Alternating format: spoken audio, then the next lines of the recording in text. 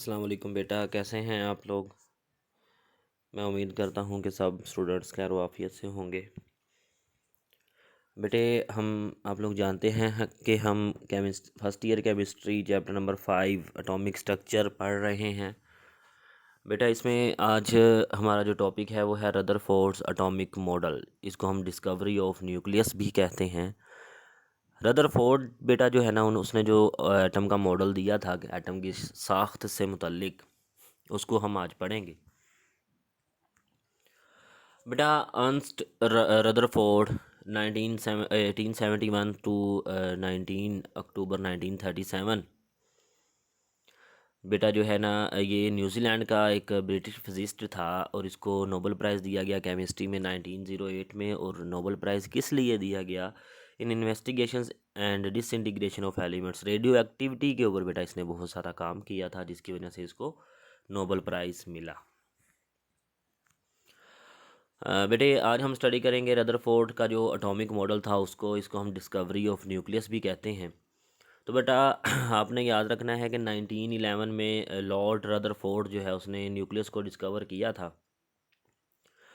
Geiger का Muller counter जो पुराने ज़माने के एक्सपेरिमेंट से उससे उसने जो है ना इसका आप कहते हैं कि बेसिक आइडिया लिया और इसने जो है वो न्यूक्लियस की डिस्कवरी भी की थी और एटम की स्ट्रक्चर को भी बयान किया था अपने मॉडल में।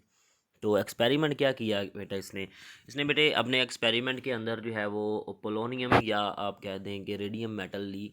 ये जो रेडियो एक्टिव एलिमेंट होते हैं पोलोनियम और रेडियम। तो पोलोनियम बेटा जब डिसइंटीग्रेट होती है या उसमें से अल्फ़ा पार्टिकल जो हैं वो रिलीज़ होते हैं। तो ये अल्फ़ा पार्टिकल जो है इसने बेटा अपने एक्सपेरिमेंट में एक फॉयल ली, गोल्ड फॉयल जो थी। इसकी थिकनेस 0.0004 सेंटीमीटर थी और इस फॉयल के ऊपर उसने बम्बारमेंट की बेटा इन अल्फ़ा पार्टिकल्स की बम्बारमेंट की। और यहाँ पे डिटेक्टर के तौर पर उसने एक जिंक सल्फाइड की जो है ना बेटा वो प्लेट इस्तेमाल की। ठीक है, जिंक सल्फाइड की प्लेट जो है उसने इस्तेमाल की डिटेक्टर के तौर पर कि जब अभी अल्फ़ा पार्टिकल जाके इस प्लेट के ऊपर स्ट्राइक करेंगे, ये जो प्लेट यहाँ पे है जिंक सल्फाइड की, तो वो बेटा ग्लो प्रोड्यूस करेंगे। तो हमें पता चल जाएगा कि पार्टिकल जो थे वो हमारी ऑब्जर्वेशन में आ जाएंगे।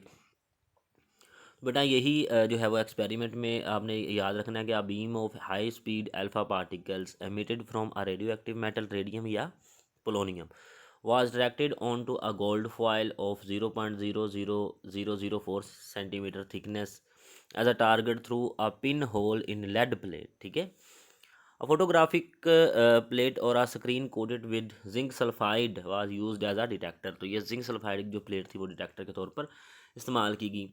अब बेटा उसने ऑब्ज़र्व क्या किया, उसकी ऑब्ज़र्वेशन क्या थी कि जब ये उस एक्सपेरिमेंट उसने परफॉर्म किया तो उसने क्या ऑब्ज़र्व किया। वो ऑब्ज़र्वेशन बेटा आपने याद रखनी है कि वो पहली ऑब्ज़र्वेशन ये थी कि most of the alpha particles went through the foil undeflected, कि ज़्यादातर अल्फ़ा पार्टिकल जो थे वो यहाँ से अनडिफ्लेक्टेड जो है वो गोल्ड फॉयल से आगे गुजर गए।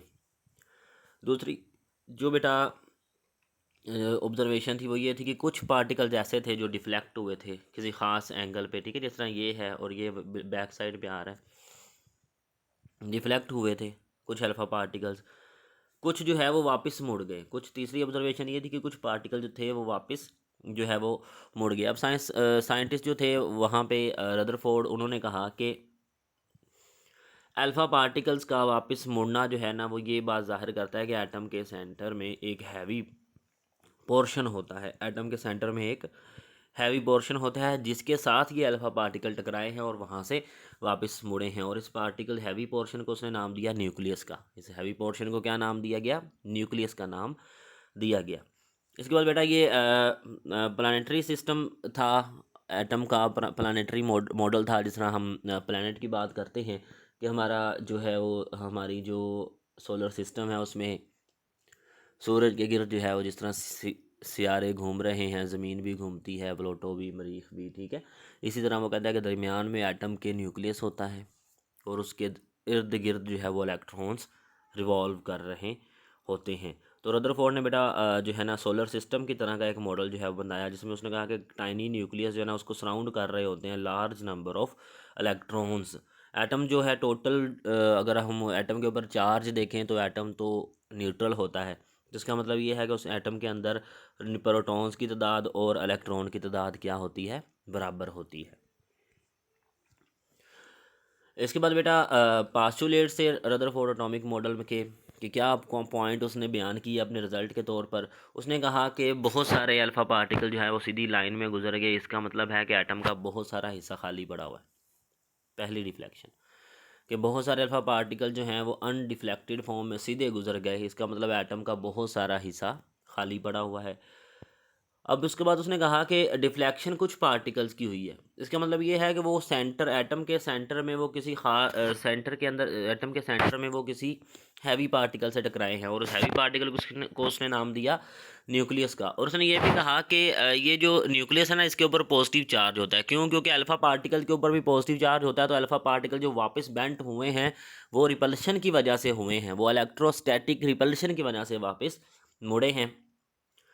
तो ये बेटा आपने जो है वो याद रखनी है। कोर्स की और ऑब्जर्वेशन थी, तीसरा पॉइंट हम पढ़ते हैं यहाँ पे कि उसने कहा कि तमाम पार्टिकल जो एटम के होते हैं, सब एटॉमिक पार्टिकल जिनको हम कहते हैं, वो न्यूक्लियस में पाए जाते हैं सिवाय इलेक्ट्रॉन के। इलेक्ट्रॉन के सिवा बाकी सारे पार्टिकल जो है वो न्यूक्लियस में पाए जाते हैं, और उनको हम क्या कहते हैं, न्यूक्लियॉन्स कहते हैं। उनको हम क्या कहते हैं, न्यूक्लियॉन्स कहते हैं। ये बात बेटा आपने याद रखनी है।